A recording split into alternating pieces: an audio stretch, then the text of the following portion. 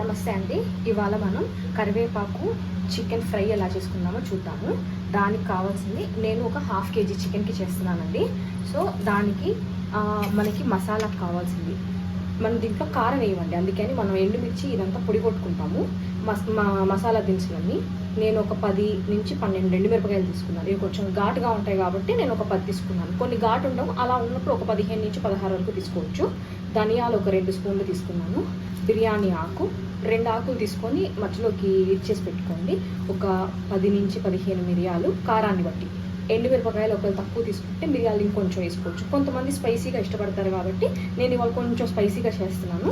దానికి మిరియాలు, ఒక ½ స్పూన్ షాజీరా, అనాస పువ్వు, లవంగాలు, యాలకులు, పట్ట, మరాఠీ మొగ్గ, ధనియాలు, ఇవన్నీ మనం స్లో ఫ్లేమ్లో పెట్టుకొని వేయించుకుంటా. లాస్ట్లో కరివేపాకు కూడా నేను ఇంచుమించు ½ కేజీ చికెన్కి ఒక 10 రెబ్బల దాకా కరివేపాకు తీసుకున్నాను. ఇది బాగా కడిగేసి నీట్గా పెట్టుకున్నది, కడిగేసి ఆరబెట్టుకొని పెట్టుకున్నది.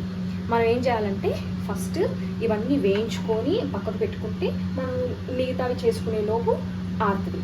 మనం చికెన్ ఫస్ట్ మనం చేసుకోవడానికి కావాల్సినవి చెప్తాను. ఇవన్నీ ఇప్పటిదాకా చేసిన మసాలాకి ఆయిల్, అల్లం వెల్లుల్లి పేస్ట్, పసుపు, ఉప్పు, ఉల్లిపాయలు మీడియం సైజువి 2 తీసుకున్నాము. దీంట్లో పచ్చిమిరకాయలు అవసరం లేదండి, కారం మొత్తం మనం ఎండుమిరపకాయలతోనే చేస్తాము.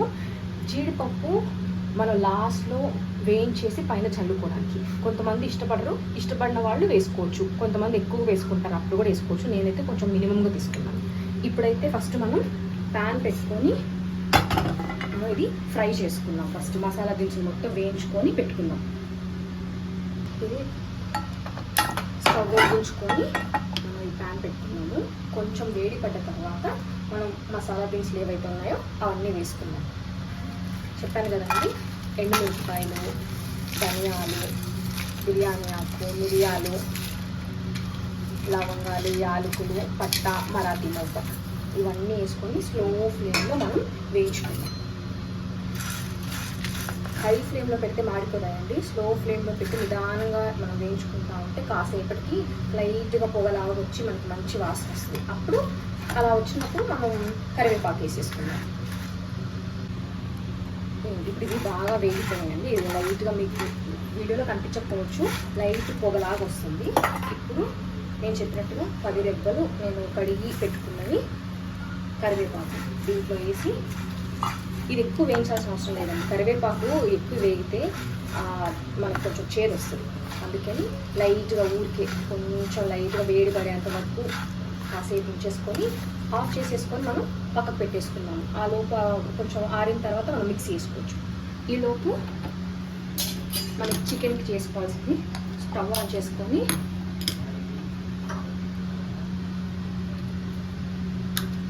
దీంట్లో ఆయిల్ వేసుకుందాం.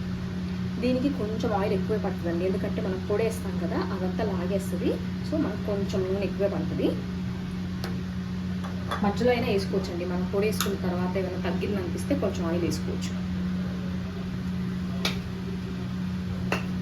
ఇది కొంచెం వేడి పడిన తర్వాత మనం ఇందాక కోసి పెట్టుకున్న ఉల్లిపాయలు వేసుకుందాం.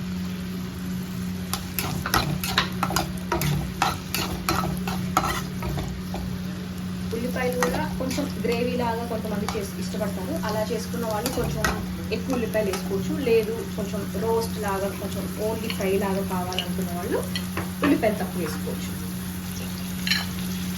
దీంట్లోకి ఇప్పుడు కొంచెం పసుపు, ఓన్లీ ఉల్లిపాయలకి సరిపడా ఉప్పు మాత్రమే వేస్తున్నానండి. మనం చికెన్ వేసుకున్నప్పుడు మళ్ళీ ఉప్పు వేసుకున్నాము. ఇది బాగా ఎర్రగా వేగేదాకా మనం వేయించుకున్నాం. ఇలా బాగా ఎర్రగా వేగాలండి. ఇంకొంచెం వేగనిచ్చి అప్పుడు మనం అల్లం వెల్లుల్లి పేస్ట్ వేసుకున్నాము. ఇప్పటికే చాలా వరకు వేగిపోయింది. ఇంకొంచెం వేగనిచ్చి అప్పుడు అల్లం వెల్లుల్లి పేస్ట్ వేద్దాము. ఇప్పుడు దీంట్లో కొంచెం ఇంత వేసుకున్నాం ½ కేజీకి, ఎందుకంటే నాన్ వెజ్ కాబట్టి మనం కొంచెం ఎక్కువే వేసుకున్నాం అల్లం వెల్లుల్లి పేస్ట్. ఇది పచ్చివాసన పోయేదాకా వేయించుకోవాలి. కొంచెం బాగా కలుపుకుంటూ పచ్చివాసన పోయేదాకా వేయించుకొని అప్పుడు చికెన్ వేసుకున్నాం.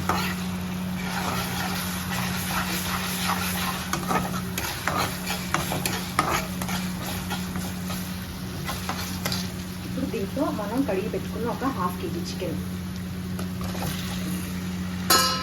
ఎప్పుడైనా కానండి చికెన్ వేసుకున్నప్పుడు హై ఫ్లేమ్లో పెట్టుకోవాలి, అప్పుడే మనకి ముక్క సాఫ్ట్గా ఉంటుంది. సిమ్లో పెడితే కనుక రబ్బర్ లాగా అయిపోతుంది.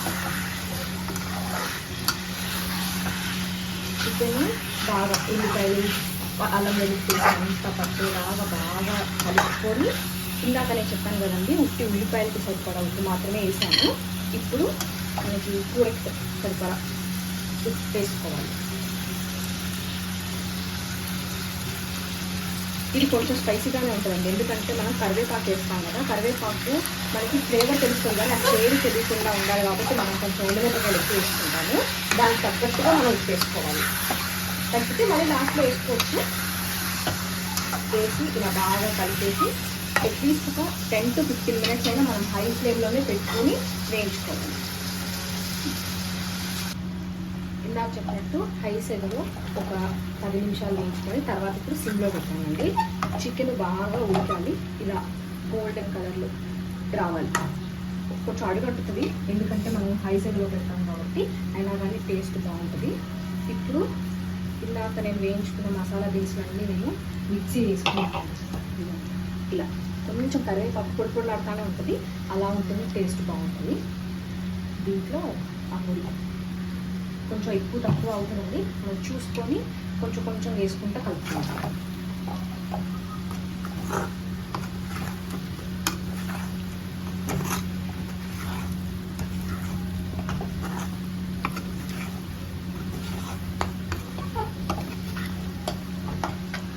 కొంచెం ఆ ఫ్లేవర్ ఎక్కువ ఉన్నా పర్లేదు అనుకున్న వాళ్ళు వేసుకోవచ్చండి. నాకు కొంచెం పొడి ఎక్కువ ఉంది, నేను కొంచెం కొంచెం వేసుకొని కలుపుకుంటున్నాను.